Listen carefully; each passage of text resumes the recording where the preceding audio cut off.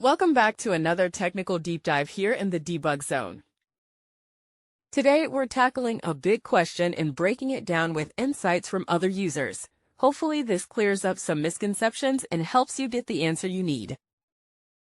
So buckle up, stay a little curious, and let's jump right in.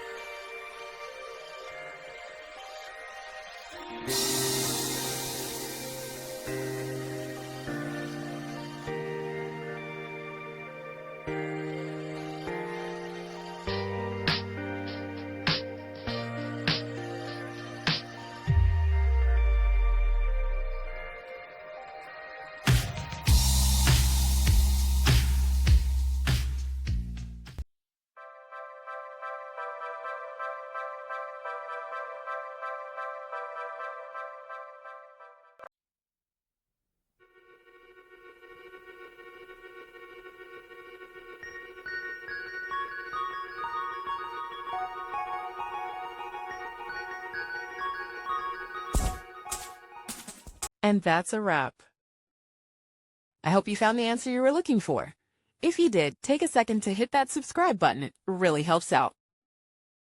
And let me know in the comments which solution worked best for you. See you next time in the debug zone.